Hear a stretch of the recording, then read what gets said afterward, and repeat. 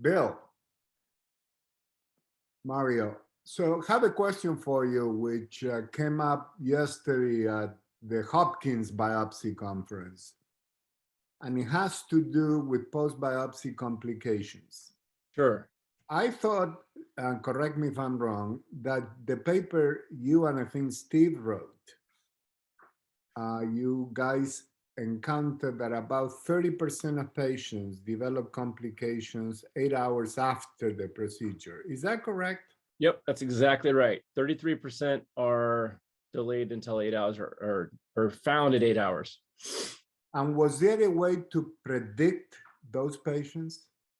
No, I mean, there's risk factors for people with complications, but we don't have any risk factors for people with delayed complications per se. I don't think we had enough patients to stratify it by each quartile of time that we looked at. We looked at ultrasounds in the past too, 1 hour post biopsy, because we do those routinely for the last several years. And Brian Waldo and I did a paper some years back.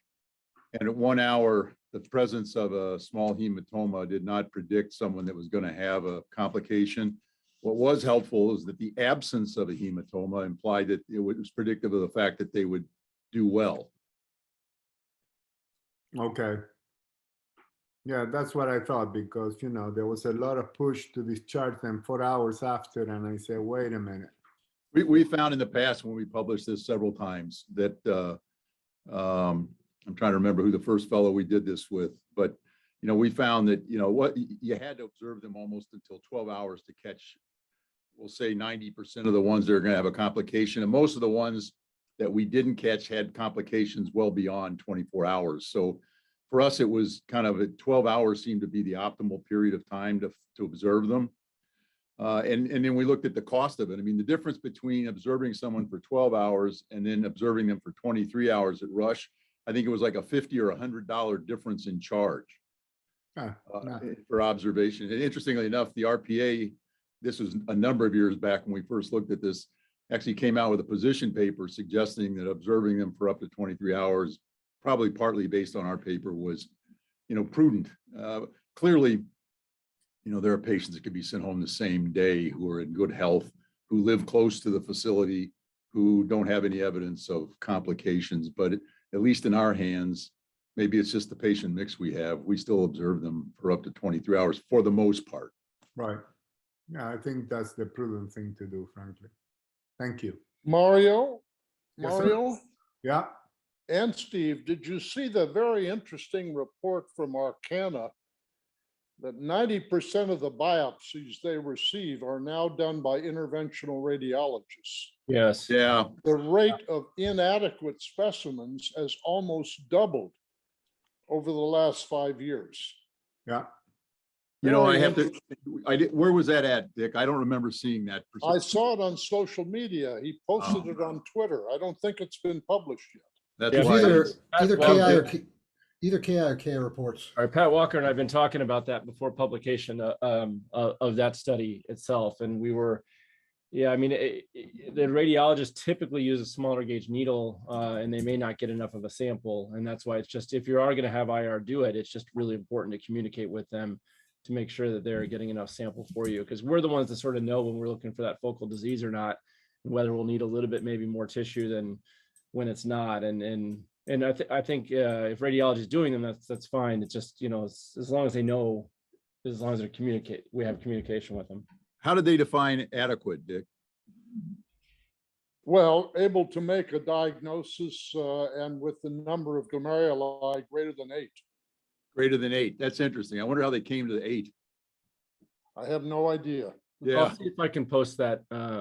I'll see if I can find the article and post it. Because I remember when Howard Corwin did his little analysis of adequacy of biopsy that got published years ago, I think the threshold in a lesion that had, in a focal lesion in which less than 10% of the glomeruli were involved, you had to get at least, I want to say 12 or 13 gloms to have an accuracy rate of around, I want to say 80% or something like that. I mean, it was definitely more than 10.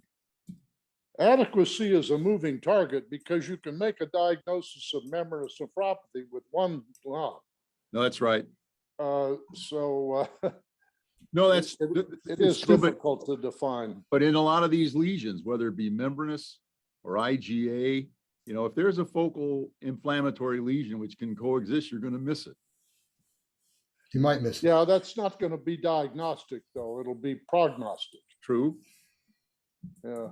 but I'm not disagreeing with it, but it may Yeah. impact therapy. That's for sure. This is very important because the American Board of Internal Medicine is considering abolishing the requirement for biopsy competence among fellows who are graduating from training programs. Well, we published this a couple of years ago in a American Journal of Nephrology with George Yeah. Bacris. We looked at, I went back and called every fellow since I finished my fellowship here in Yeah. 84. And you can just see over time, the percent of fellows still doing biopsies drifted down from in the 80s and 90s, almost 100% to basically less than 20% now. I mean, almost all of them are being done by interventional radiology. Right. And the group that were still doing biopsies was really comprised of the ones, most of it was our group, the guys that were still in, because almost all of us have trained here. It was the people still in academics that were still doing the biopsies. The people in practice out in the real world, almost none of them are doing it. Right. Kidney 360 is coming out with a pro-con discussion of that shortly. Welcome, everybody, to Rush University Medical Center Division of Nephrology Renal Biopsy Conference for January 27th, 2022. We've got a great case today by Dr. Whittier. And the CME activity code for today is 484619. As usual, the patient has been de-identified, dates are changed, ages have been changed. It is being recorded and it'll be uploaded on YouTube shortly by Dr. Baxi, our technical consultant extraordinaire. Please subscribe to our YouTube channel if you're not, and if you're not on our emailing list, send us an email. We'll get you on the email list. Everyone's muted except the faculty, but use the chat box. And we'll try to keep up with you in the chat box and answer your questions. And also, we have nothing to disclose as usual. And I think Bill's got the protocol. Yeah, thanks. So we've got a young woman. She's 30 years old and Caucasian woman. She doesn't have any past medical history, who comes in with sudden onset of swelling. She was in her usual state of health, and then she noticed that her shoes weren't fitting, and it was especially at the end of her workday. She works on her feet all day. Within weeks, it progressed to swelling above her knees. She saw her primary care doctor, who did some labs. Usually we get echoes first and all this other stuff, but they actually did labs, and they actually did a urinalysis and saw that her kidney function was normal, her abdomen was 2, and her urinalysis had 4+ protein with moderate blood and 10 to 14 red cells. Urine PC was 9.7 grams at the time. She didn't have any real symptoms except for the swelling. She had 90 fevers, chills, pain, anything like that. And she did not use any NSAIDs, other over-the-counter medications, or herbal supplements. There's really no significant family or social history as well. Her COVID vaccination was 3 months prior to presentation. She had not been boosted yet. The time of all of this is a little been changed because of to maintain patient privacy. She was not in the time course to have needed a booster vaccination yet. On exam, her blood pressure was 98/60. Her weight was 165, but about 3 months ago, it was 30 pounds less. So she gained about 30 pounds in the last 3 months. She was no acute stress, but she was very uncomfortable. She actually had a fluid ascites wave, and she had 3+ edema all the way up to her sacrum. Her lab showed that her sodium was 134, her creatinine was 0.7, glucose was normal. By the time I saw her, abdomen was 1. Her LFTs were normal. Her A1C was less than 5, and her cholesterol, as you can see there, was off the charts. Her CBC showed a hemoglobin of 11.9 and platelets of 387. And her secondary serologic workup for glomerular disease, for secondary glomerular disease, was negative, including an ANA and complements, as well as her double-stranded DNA. Her hepatitis, her PLA2R, and her serum and urine immunofixation were also all negative. When I saw her, her urinalysis still had moderate blood. There weren't any casts in the urinalysis. She had 10 red cells though, and her urine PC was up to 29 grams per gram. sometimes they don't calculate the amount of protein on the specimen. They just say greater than, but in this one, they gave us the quantification of it. She had a duplex ultrasound of her extremities, which was negative. Her renal ultrasound was normal and did not have a renal vein thrombosis as well. Her chest x-ray did show a prominence at the left heart border, which was a little concerning for lymphadenopathy, but we got a CT of the chest and it was unremarkable without any lymphadenopathy. So we did a percutaneous renal biopsy. Great. Any questions for Bill? Yeah, I have a question for Bill. Do you know what the albumin excretion rate was? And if the albumin to total protein excretion rate was greater than 95%, would you have done a biopsy in this case? It's a good question. I don't have the albumin on me. I can't remember if I got it or not. I would assume that the albuminuria is very significant considering her serum albumin is so low and her, she's classic nephrotic syndrome. But even if it was, let's say 25 grams or 27 grams of albumin, I think I still would have done a kidney biopsy in this case. Are you getting at what we used to talk about as selectivity of proteinuria, Dick? Yeah, I must say this is very large protein excretion rates and very low albumin. It makes you wonder about other lesions, but everything else in the history and the presentation is pretty strongly compatible with a presentation of minimal change disease. I suppose in a few years we'll have anti-nephron antibody, and if the anti-nephron antibody was positive, it would be just like a PLA2R positive membranous. We wouldn't do a biopsy at all, and we would just treat. And if this person was 16 or maybe 11, we would certainly treat empirically as well. So I do understand that too. And she is on the younger side. Just wondering, I'm not opposing a biopsy, but times are changing. Yeah, I think it's a little ironic that we opened up this before we started recording the discussion of the importance of a biopsy, and I think the last 2 or 3 weeks now, you've found ways to try to talk us out of it with a positive PLA2R in one, 2 high-risk ApoL1 genotypes last week for collapsing FSGS, and now antinephrin possibly, or non-selective proteinuria for minimal change. So, Dick, it may not matter. I mean, maybe we don't need to do biopsies if we're going to go that route. Actually, it's selective proteinuria and minimal change. Yeah, that's what I meant. I think you know I meant that. I think that's I just want to be clear for the other people. That's all. Okay, thanks, Steve. If someone does have if membranous is sort of off the table, I mean, the reason that we biopsy adults, if we're thinking about the big three, is it's membranous, focal sclerosis, and minimal change. And the reason they don't do it in kids is because the majority is, of course, minimal change or focal sclerosis. So empiric steroids will help that, which wouldn't help membranous. But if membranous becomes off the table for a lot of the cases because of PLA2R, you could really argue that suddenly our percentages of steroid responsive nephrotic syndrome are going to be going way, way up if membranous is excluded from our differential on when to biopsy. So I think that's really interesting, and the future may lend us more towards that. So we've kind of discussed it, but Casey, do you have anything to add? What are your thoughts about the hematuria? Does that move you at all? Yeah, no, the hematuria doesn't bother me. I mean, we can see that with membranous. It's a little less common with minimal change, but it definitely does not bother me. It doesn't change what I think is number one, which is minimal change, for all the reasons that have already been stated. So that's a pretty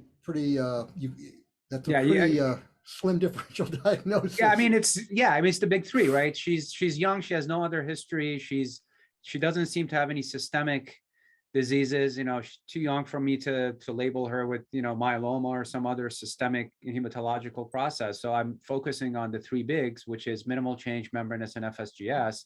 With the PLA2R being negative, at least primary membranous becomes much less likely. So that moves minimal change in FSGS. And I feel like Caucasian female, this sounds like minimal change until proven otherwise. So I think we've sort of discussed biopsy versus no biopsy, but I think we're going to see minimal change disease. Does the blood sway anyone in terms of the urinalysis? She does have moderate blood, 10 RBCs. I think Casey addressed that kind of, and he doesn't bother him the slightest bit. So What about we negative lupus? so lupus is sure always a possibility in a young woman, even if the serology is negative. I think this is a little, unless it's a lupus podocytopathy, it's a little abrupt and a little bit more nephrotic than we're typically used to, even with the class 5. But I think that's at least generates a little more differential. Anybody else want to throw anything in? And that might also All help right. for you. Roger, Yeah. I'll be the devil's advocate here and say this patient, in my opinion, needs to be anticoagulated very quickly.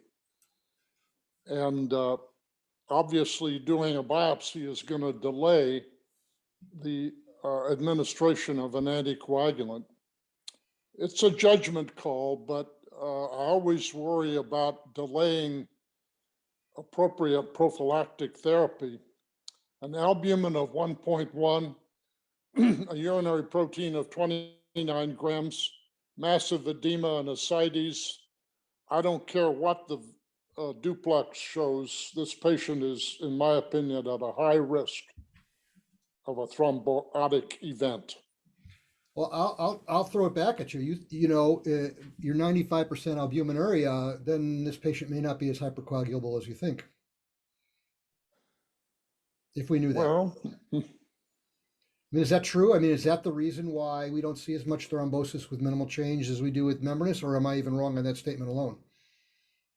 well, I think the story is complicated because in membranous, there are other factors that may contribute to the procoagulant state, but there's no doubt that patients with minimal change disease who have severe acute onset of nephrotic syndrome are at risk for thromboembolic events, both adults and children. Do you think that it's less with given the same proteinuria and the same serum albumin, or one or both, that it is less with minimal change, or is it really just the albumin? Yeah.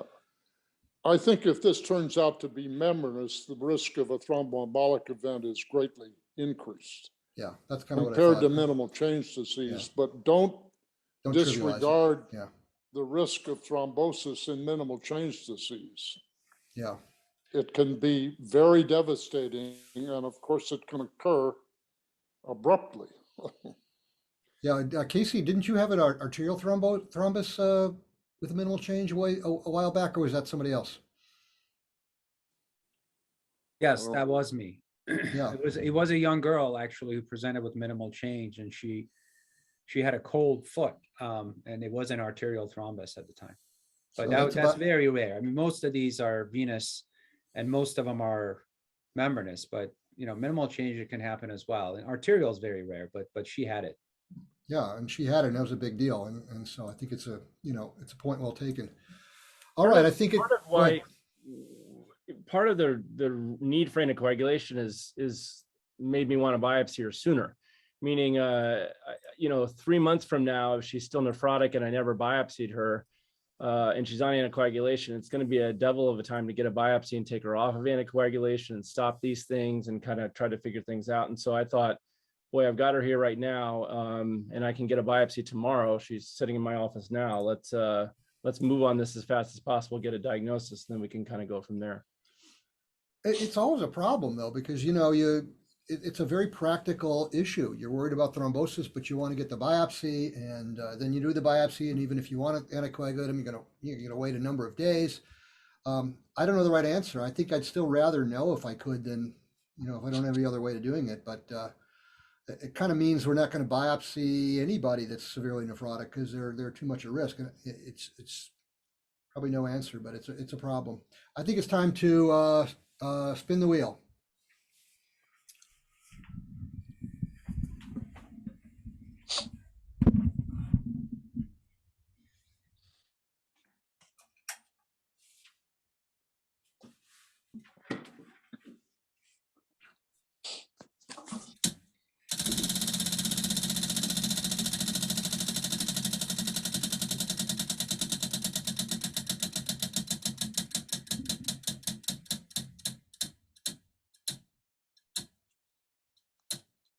All right. All right, Melanie. 2 Boy, weeks in a row. talk about a stress test. Yeah. She's right, got a Melanie, busy, give me a busy second here. service, and now she's got to read a biopsy. I know Melanie, she's up for the task. She is.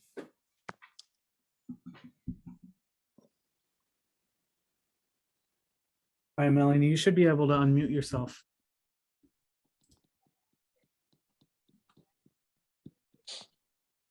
Can you hear us?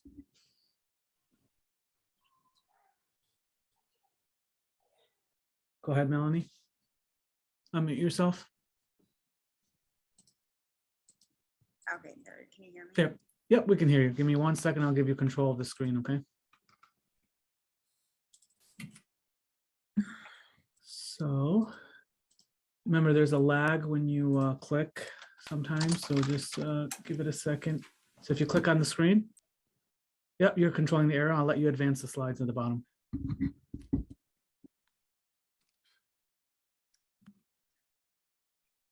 so this is a low power view, trichrome stain. There doesn't appear to be a lot of chronicity. I don't see a lot of blue uptake. Tubules look back to back. I would say this is like less than 10% fibrosis. Yeah, I agree with you. Just in the middle core, I see a little area of fibrosis with atrophic tubules, but yep, very focal. I agree.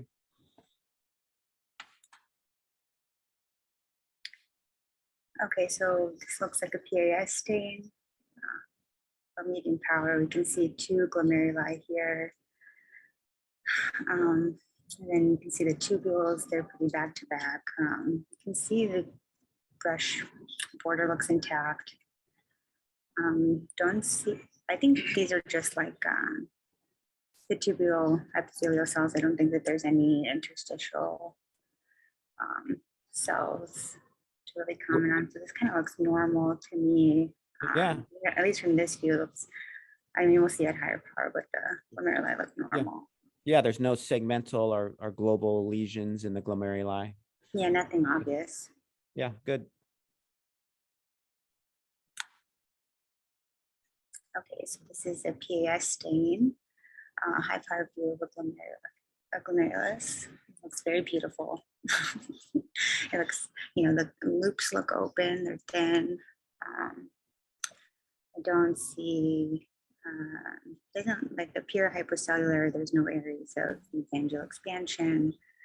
Looking more at the periphery, the tubules again still appear back to back. There doesn't appear to be any interstitial cell. Yeah, I'd say again, this is like normal, at least this portion of the biopsy. Yeah, it does seem like there's some loss of brush border in these tubules. There might be some ATN, like in the one on the far right. There's no brush border on that one. And then down at 6 o'clock is actually an artery. I could see the muscle. If you bring the arrow down. This here? If you move the arrow down a little more. Down, yeah, that lumen is an artery. You see there's muscle, smooth muscle lining the wall of that vessel. Yeah, and then that vessel looks completely normal. There's this one here, okay. There's no fibrosis or sclerosis or anything. David, about 1 or 2 o'clock in the glomerulus, is there evidence of podocyte capping there? No, I don't think so. I think I would interpret this as a normal glomerulus. All right.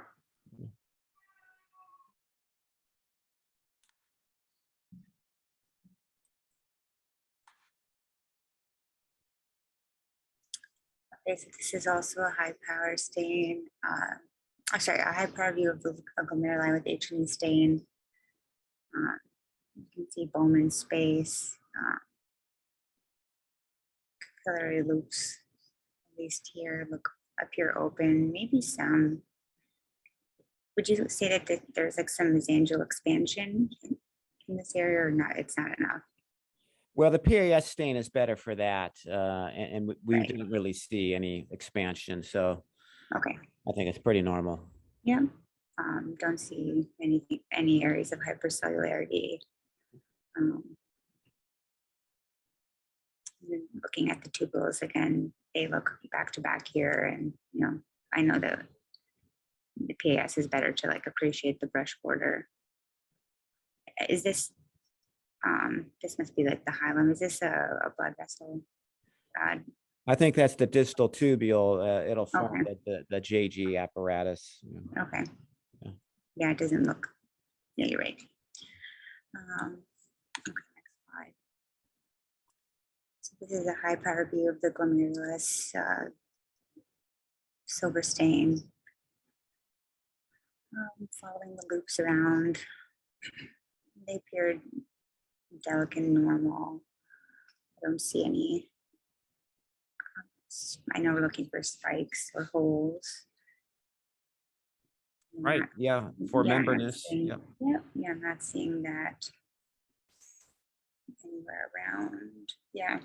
Okay. Yeah, I No. agree. It looks normal. Okay, so here's a high power view of the tubules PAS stain. Here they look like, brush border here at least is intact. Is this just artifact, Dr. Simblick here? Like, I think that's some ATN because you could see the tubule on the right has a nice brush border, and like the other one you pointed out. this So- one here, yeah, okay. Yeah. So there's some focal tubules with ATN. Look great in this area, but then this one down here looks okay. Yeah. Okay, so this is the immunofluorescence stain for IgG, and it was negative. Yep. Okay, so this is immunofluorescence staining for alpha 3 chain or alpha 5. A little out of I'm order. wondering- It's a little out of order. We'll get back to that. Okay. Is this like, would this be positive, like weekly positive? This is normal linear normal, staining. okay. Yeah. Okay, so this is the electron microscopy view. I'm just trying to orient myself here. Okay, so this is a capillary loop. You see a red cell here. So this is like the urinary space. And I don't see any like deposits in the basement membrane. Right. The fluorescence was Right. negative, so membranous is excluded. And the So fluorescence how about the foot process effacement? How does that look to you? looks pretty diffuse. Like, it looks like Yes. everywhere. I don't see any normal podocytes. Yep. Or process, I should say. Yeah. Yep.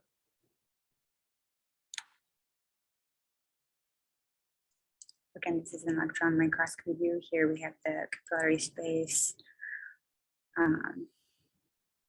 Yeah, no deposits here, and the flow processes again appear diffusely effaced. Yep.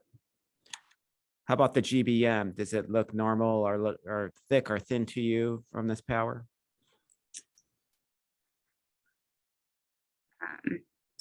Oh, here. Oh, I guess Oh. I skipped ahead. So Yeah, go, You go, cheated. go, go back because I think it's worth looking at. yeah.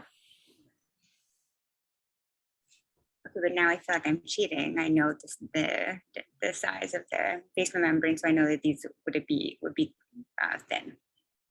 It's Yes. less than 300.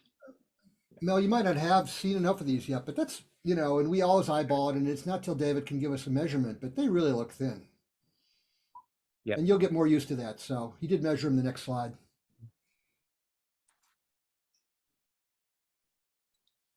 Yeah. So here, they're, proof that they are thin. Hey, David, how do you, if you look there where you picked, you obviously didn't pick the thinnest part, but you didn't pick the thickest part either. What's the kind of the rule on measuring these things? Well, we take many measurements from many capillary loops. Okay. Yeah, yeah, and kind of I go with the aggregate. I mean, sometimes usually it's pretty obvious that they're diffusely thin. So David, in this loop here, it definitely gets thicker both times when it heads towards the mesangium. So is it is that normal, or so that you always, your measurement should always be at kind of the outside of the loop, away from the mesangium? Is that standard? Typically it's more diffuse, thin basement membrane than this. Yeah, I would say, I think this is a little abnormal how they appear a little thicker around the mesangium. But Okay, so that's not might normal. have Certainly- been just, yeah, might have certainly just the one been this one picture, you know. Yeah, okay. Well, certainly the one before was, thin throughout. I just wondered if it's normal that maybe gets a little thicker as it heads towards the mesangium, and therefore you'd always want to kind of look at maybe something more peripheral. But I think you answered my question. And then again, you could see the diffuse foot process effacement, and then at the bottom, there's a little microvillus transformation. Okay.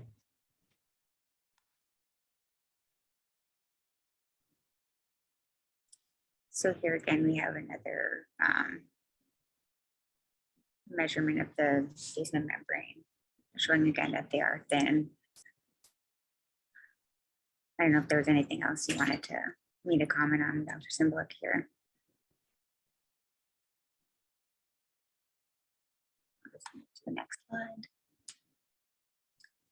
So diagnosis here would be minimal change disease, and I guess with thin basement membrane, which kind of explains the hematuria that we were seeing. Yep. Yeah, it very well might. Pravir, can you move it back to the IF? I was going to say, yeah, no, this is where this slide should come in. Yeah, so Mel, do you know why we did that? I guess because Alport's disease is still on the differential. Well, when you see that kind of a basement membrane, it is, and you want to check the alpha 3 and alpha 5 of type 4 collagen, and they're both he uses an antibody against it. They're both present, so that kind of rules out at least that diagnosis. David, do you do that on every thin basement membrane? Yes. Okay. She had no other findings, right? No basket weaving. You would have shown us that if she'd had it. Right. Yeah. And remind me again, Bill, there was no family history either, right? Correct. And David, when it is Alport's, what is the staining? Since we have the non-Alport staining here, what does it show when it is Alport's? The buzzword is a mosaic pattern. So it looks kind of a patchy positivity. There's some strong areas, some weak areas. So it's like a mosaic. That's in a woman, though. In a man, it would be completely negative. I've only seen it a few times in the last decade. And what does the immunofluorescence show when we have that? Well, that the alpha chains will be a mosaic. I'm sorry, but which ones? Does it matter? No, alpha 3 and alpha 5. Okay. Yeah. And then I'll suggest genetic testing be done. But it also includes not only the glomeruli, right, David? It's the Bowman's capsule and the distal tubular basement membrane. Right. So, Mario, tell me how you would treat this patient.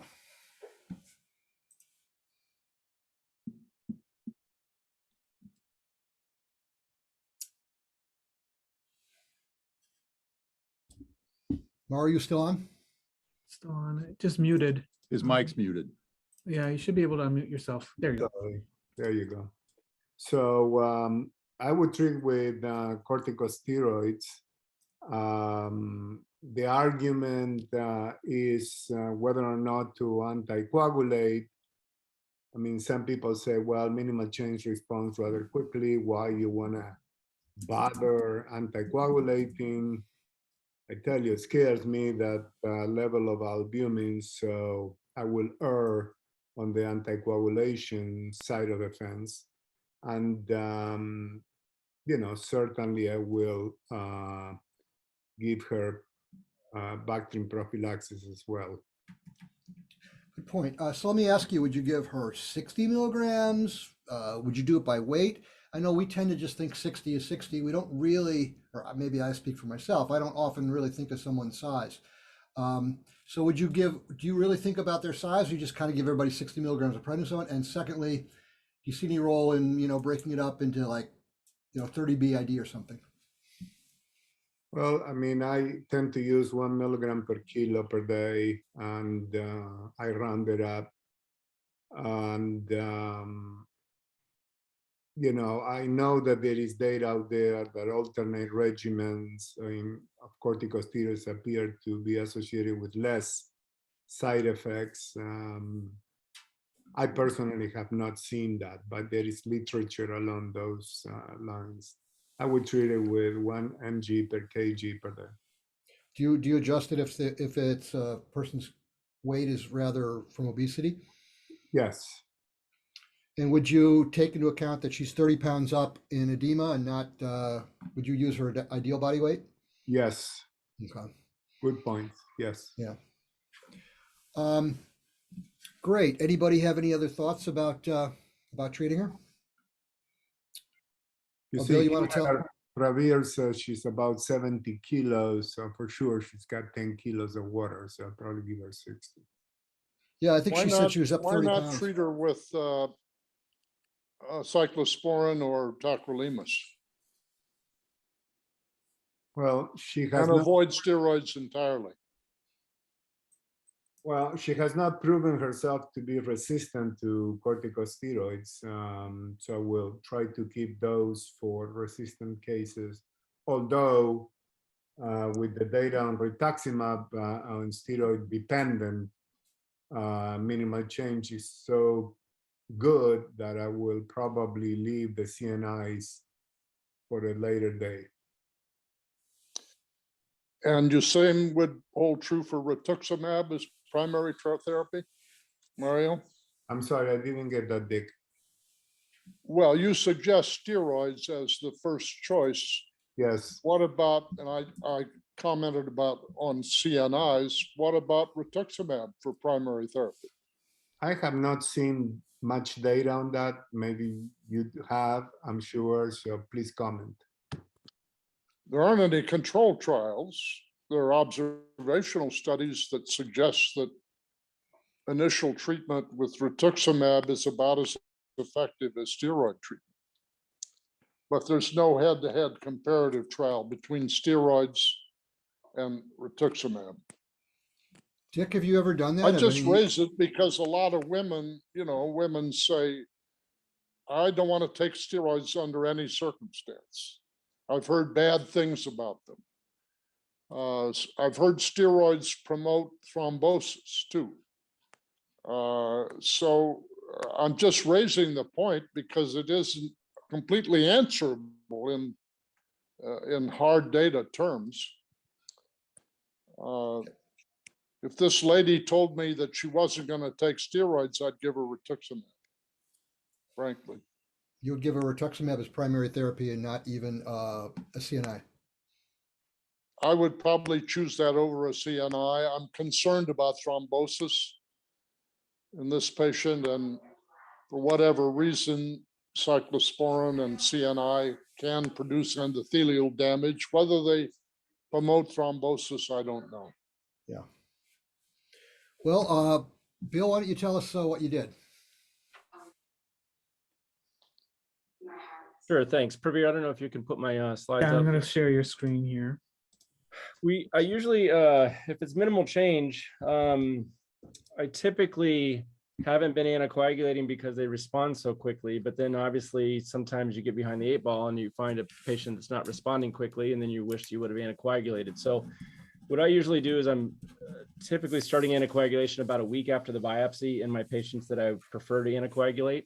And so I kind of check a RUMC. Then if they're already having a little bit of a response, then I may just wait. But if they're not quite having a response, then I'll hit them with anticoagulation at that time. And usually what I'm doing is just putting them on Eliquis, which has been very, very easy in my experience, which is not a lot, but it's been very, very easy because there's not much monitoring and I haven't had many bleeding risks with it. So that's kind of my approach to when I anticoagulate. And so I actually, she was so severe, such a high level of proteinuria, I did start her on anticoagulation in addition to 60 milligrams of prednisone. And it took her, you know, quite some time. Well, I would say maybe about 6 to 8 weeks to respond and get all the way down into remission. And this looks like it was a dramatic response, but it did take a little bit. She also had some renal failure, and it was we needed to aggressively diurese her in the hospital.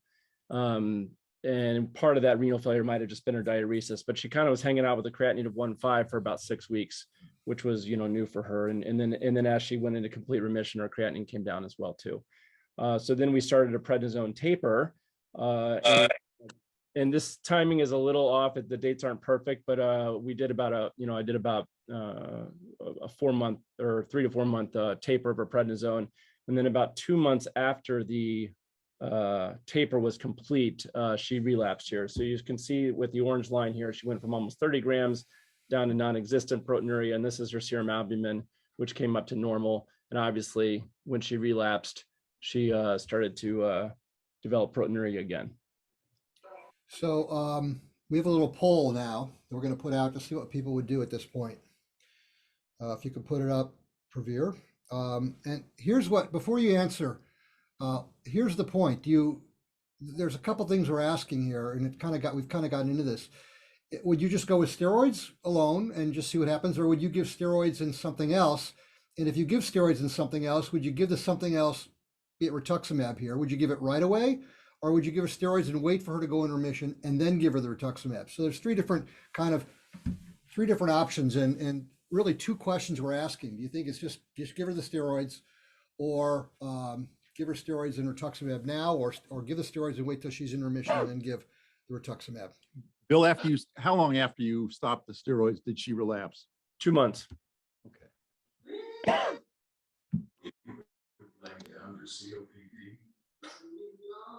There was a question in the chat about the booster, and she did not receive the booster during this time. All right. Last couple people put in your votes. Try to get at least, there we We're go. getting a good representation here. Yeah, that's pretty good. I'll end the poll now. Oops. And then let's Rolling see. in here. Should be able to see the results. Okay, so we have 36% said steroids alone, 36% said steroids and rituximab now, and 28% said steroids and rituximab when in remission. So really about a third and a third and a third, which is, I think means it was a good question. So, Bill, why don't you walk us through what you did? Sure. Let's see. Let me get the poll off here. Okay, there we go. Click on the screen again. Oh, there you go. Yep. I think I got it now. So what I did is I decided to give her Rituxan and steroids again, so hydrosteroids. And by the time I ordered the Rituxan, she got it about 3 weeks after I ordered it. So my goal was to give it at the same time. And the reason I was thinking that is because she took quite some time to get in remission. The first time I was thinking it was going to be there, and I wanted this to sort of keep her through this second one after the steroids were. I thought it was going to be another long course of steroids again. But she had this worst allergy I've ever seen. It was a severe infusion-related reaction. Her entire face was extremely red. The next day, she had sloughing skin on her face. It was luckily she didn't need to be admitted, but it was within maybe 3 minutes of getting the Rituxan, and that's despite pre-medication with Solu-Medrol, Benadryl, and Tylenol. So that part was a little bit rough. So I wasn't quite sure where to go next. We were thinking, well, we still wanted to give her something. And so what we were able to do, and I can't believe how fast this happened, but we were able to actually give her OFAT, which we were able to get for free from the company, which was amazing. I actually got that faster than I did getting Rituxan, and I have so much more experience with Rituxan. So we continued steroids, and then she started to get a steroid taper, and I got her 2 doses of ofatumumab. I call it OFAT because I can't pronounce it. Ofatumumab, I think is how you're supposed to say it. And then she's been in remission since. In terms of the booster, she went out and got her booster. I don't know if you can see my arrow here, but she went out without asking me. She went out and got her booster right about here.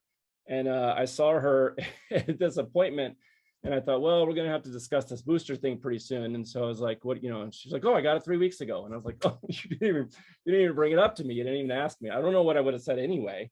But she got the booster and unfortunately did not have any ill sequelae with it, but she got the booster while this stuff was on board.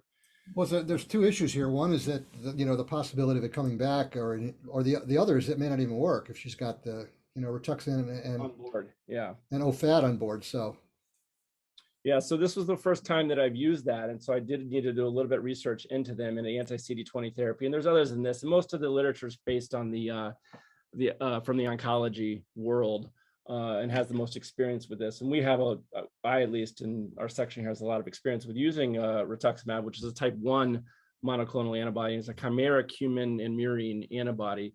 OFAT was originally designed to be made to have less infusion reactions because they made it completely humanized, but it's still a type 1 monoclonal antibody. The other anti-CD20 that's kind of on the market was designed to overcome Rituxan resistance, which was seen in quite a few of the follicular lymphomas and in CLL patients. And so they created obinutuzumab, which is actually a type 2 monoclonal antibody, and it kind of just differs on where it binds. It causes a little bit more direct cell toxicity, and they thought it was going to be a little stronger, similar to the way I think about Prograf compared to cyclosporin. It's a little bit of a stronger CNI. This is a little bit of a stronger anti-CD20 therapy. And the trials are a little bit mixed on whether it is stronger, whether it induces more remission, whether it has more side effects because the doses are all a little bit different.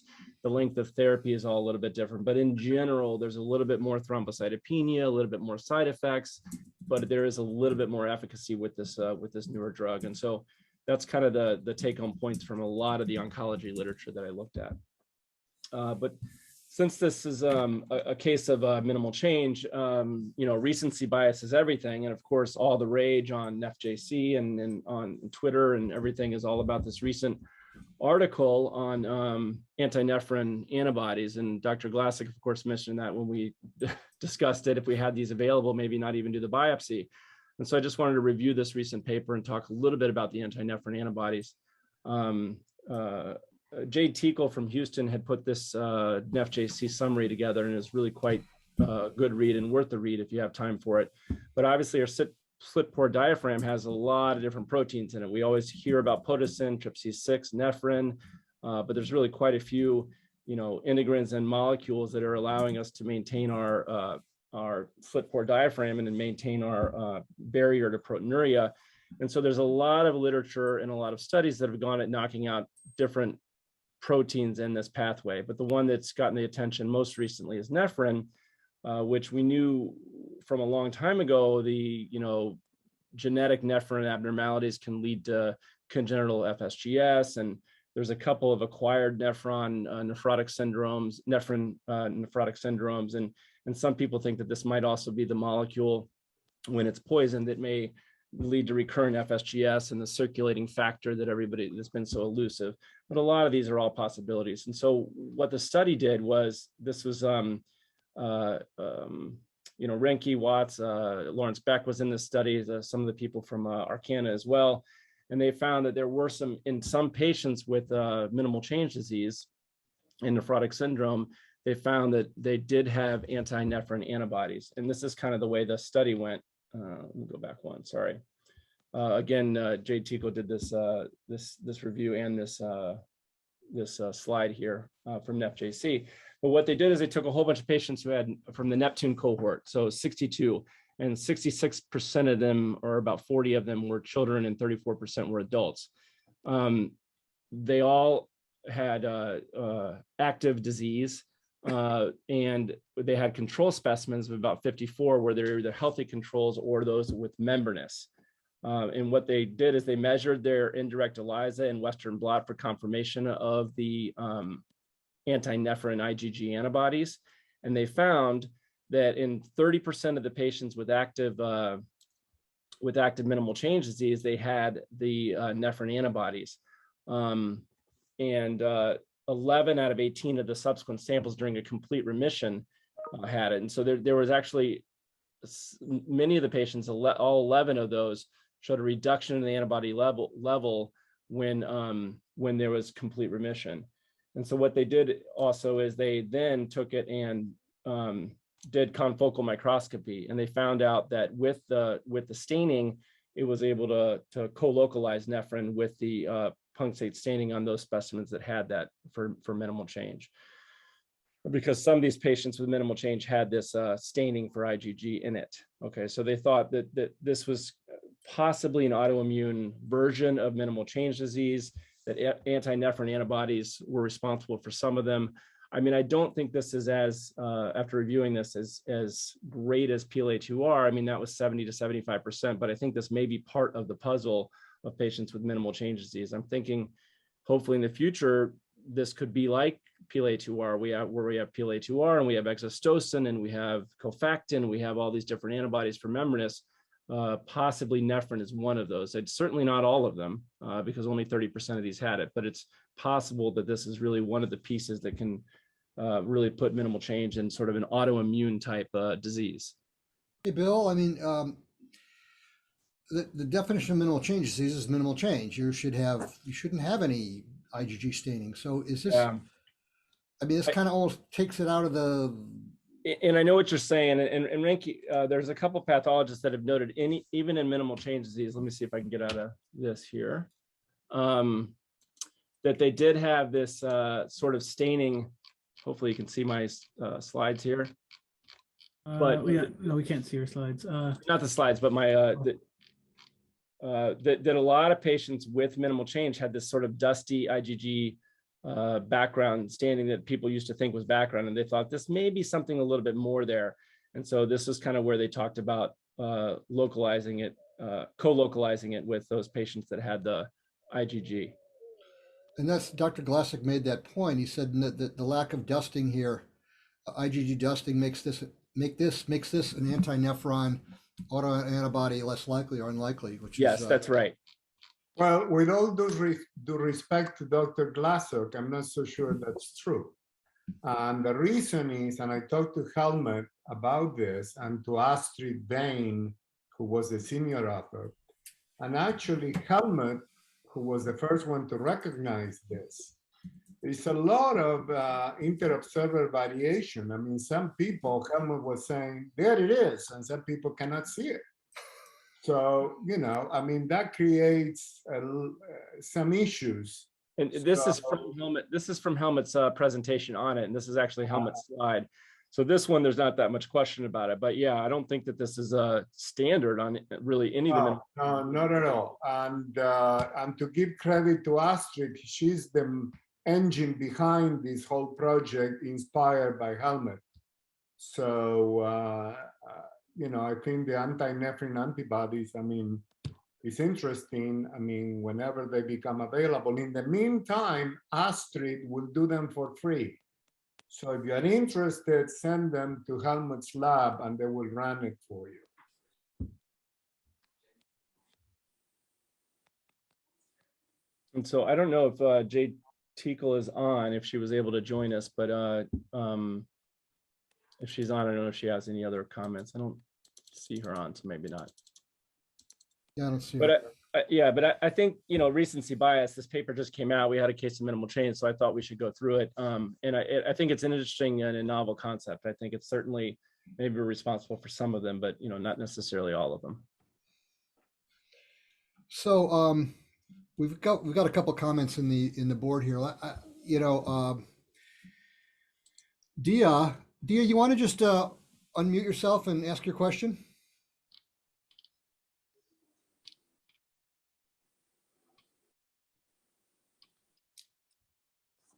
Thanks, Roger. I think my question is, you know, I think some of these patients we see that were diagnosed as children, right, have these relapses, then, you know, go up on steroids, they respond, maybe off steroids for some time. I have some that give a lot of pushback to rebiopsying, but then are on like chronic steroids or calcineurin inhibitors, and maybe we need to rethink, you know, how we're managing them. And maybe you know, I've brought up the anti-CD20s and Rituxan and that, but you know, especially since they're young, and then we end up years out on this chronic therapy. And maybe this is a way, I just wanted to see what your guys' comments were of thinking about it a little differently and how we're chronically treating them. I like, and I'm glad you brought that up, because the sort of the by the book definition of what you're supposed to do with the first relapse is really steroids alone. I mean, this doesn't quite call for Rituxan or Cytoxan for a steroid responsive first relapse. That's usually reserved for the second relapse or a frequent relapser or a steroid dependent but steroid responsive patient. And so knowing the toxicity of steroids, I kind of jumped the gun and went to an earlier Rituxan. The infrequent relapsers where it's every 3 years or something, we can still get away with bursts of steroids, I think, and then put them in remission and can keep them there for lasting remission. It's really the challenge of the chronic CNI patients that you're talking about are in the steroid non-responsive category. And that we see a little bit more of that with FSGS, but can be seen with minimal change too. And that's a really difficult patient population because often we are trying to get steroids off of them, but a lot of times we are trading CNI dependence for steroids instead. So I think that is a difficult patient population, and every time you try to wean down their CNI, then they can flare, and that's tough. Yeah, and part of the poll was to see what people would do. Do people feel that they really, in a way, it was alluded to a little bit by Dr. Glassick's statement that he might, in a certain situation, he may just give as primary treatment rituximab because, it may be, we don't really know. I don't know if they've been put up head to head, but I can't imagine you'd get as fast a response as we can often see, sometimes within a week or two with steroids. There's so many possibilities out there that you use rituximab as a primary therapy, or the old way was that you waited till you relapsed the second time, so your third episode of minimal change disease before you even consider either cyclophosphamide, which I left off the poll, or rituximab to get them in a long-term remission. Then there's a question of how long would you give rituximab for? I've known people to give it for a couple of years after, if they're going to give it for minimal change disease, or is it a single dose? How do you make these decisions? And I don't know that these things will ever be studied, but it wouldn't be, you could even make the argument to use a CNI, except for maybe the thrombosis risk, just to get the proteinuria down and give rituximab. We've done that, with membranous, trying to keep the proteinuria down until the rituximab can do its job. So, I don't know what the answer is. The old way was you'd give steroids, and then when the patient relapsed again, you would either give them steroids again, get them into remission, and then give rituximab or cyclophosphamide. But any of these permutations are probably, valid, unless somebody has any data to tell me otherwise. They're not proven, but they're not unproven either. And I think they're, it's like everything else. You got to think outside the box and take every patient individually and think what's the best for each patient. Anybody have any other comments? One more thing, the booster, does anybody think that this came on? I mean, there are two diseases that have been most commonly associated with COVID vaccination. One is IgA nephropathy and the other is minimal change disease, and it's either de novo or relapse, but I think they're very quickly, and it's within, Mario shaking his head, within a couple of weeks of getting the booster or the primary that they show up. So I guess people are kind of answering, they don't think that this is related 3 months later. Yeah, actually, I looked again at the paper by the Columbia group, and it's 8 weeks the cutoff. 8 weeks? 8 weeks. Okay. I'm surprised it's that long, but yeah, okay. Sorry, Anybody else have any other thoughts? Guys, I made a mistake. 2 weeks. Oh, okay. Yeah, 2 weeks, really? Okay, yeah. Sorry, great. Roger? Yes. Just a small point about the timing of relapses following initial treatment. Any patient who has a first relapse 30 days or less from the initial adequate treatment pretty much defines the likelihood of a frequently relapsing or steroid-dependent course. Patients who have infrequent relapses, that is, they relapse 3 months or more after the initial treatment, do tend to have infrequent relapses. It can be managed with steroids alone. But a patient like this, who had a relapse within, I think, around 30 days from the last dose of steroids, this patient is going to have frequent relapses. And in my opinion, it is better to start adjunctive therapy like rituximab or a calcineurin inhibitor. Have you gotten away from cyclophosphamide altogether, Dick? Pretty much. I think cyclophosphamide is effective, Steve, but getting patients to take it is difficult. The course of cyclophosphamide is 8 to 10 weeks. Right. Almost never associated with leukopenia or permanent ovarian or testicular damage. But the fear of cyclophosphamide is so great among patients and doctors that it is very seldom used anymore to treat frequently relapsing minimal change disease, although it is very effective. You think that's still the case in children? Because that's kind of where it was really first, I think, used so successfully. Well, I'm not a pediatrician, but when I did take care of kids, getting mothers to agree to cyclophosphamide after telling them what the side effects were was often unsuccessful. Yeah, no, it's just interesting. That was where the data was most, was the strongest, is in kids. And before there was all of this other stuff, I mean, there was really, not much else to pick from. All I know is from what I've read with the ISKDC studies, but. When I talk to pediatric nephrologists, they say that cyclophosphamide has been relegated to the history books. Yeah, so they're using Rituxan now, or? What are they using, Rituxan now, or are they using something else? Rituximab or a calcineurin inhibitor. Yeah. So Bill, this patient with massive proteinuria, the concern that the anti-CD20 may go into the toilet. Did you follow CD19 levels? Should we? Could you please comment? No, I think there's a very good reason for saying probably not, because remember, minimal change disease is highly selective proteinuria, has very low IgG excretion in the urine. And although I haven't seen any pharmacokinetic studies, I would bet you that rituximab blood levels are not greatly diminished in minimal change disease as compared to membranous, which is a non-selective proteinuria. Knowing Dr. Glassick, knowing her predilection for being a frequently relapser, I think she relapsed at about 2 months, and so she's kind of right there in the middle. Would you continue the anti-CD20 therapy even if she's in remission for another 6 months or a year, or would you just call it quits after the 1 dose and her steroids if she doesn't relapse again? Bill, a damn good question. I don't have any good answers for it. Of course, in membranous, which is a much more chronic disease, we would give repeated doses of rituximab as a prophylactic measure, maintenance therapy. Whether maintenance therapy with rituximab is effective in frequently relapsing membranous or minimal change disease hasn't been well studied.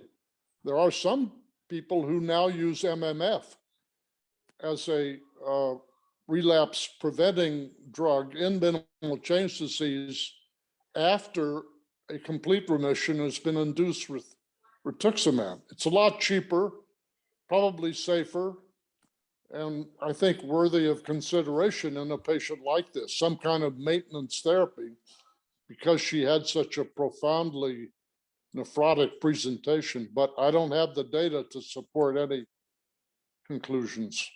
It's interesting. The one paper I remember with the frequently relapsing steroid-dependent nephrotic syndrome with minimal change, and I think even FSGS patients were included, was Ramuzzi's paper back in 2014, and they, most of those patients got 1 dose. And interestingly, Dick, I don't know why, but they were monitoring the CD19, and the 2 people that got a second dose were patients that had CD19 counts still greater than 5 a week or 2 out.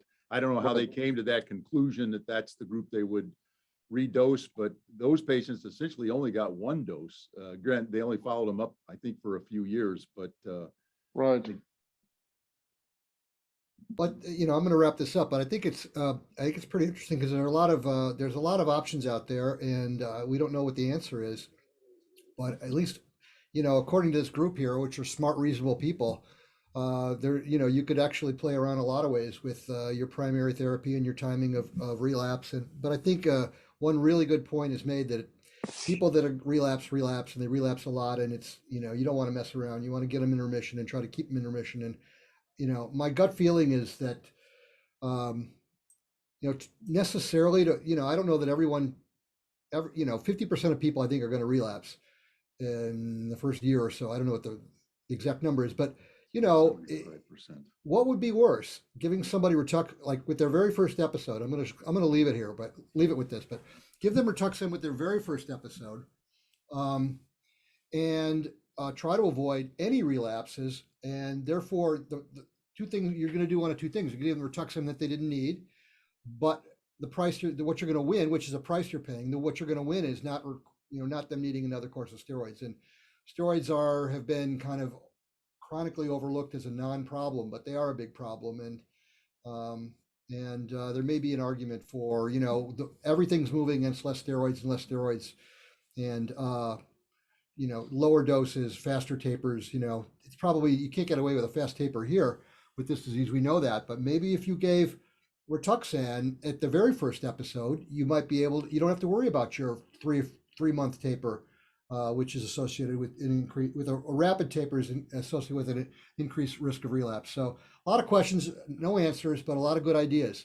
I'm going to wrap this up. Thank you very much. It was a great discussion today. I appreciate everybody joining us and everybody pitching in. I really enjoy when the audience and the non-faculty member people pitch in. Our activity code is 484619. We'll be back next week. Until then, everybody stay safe.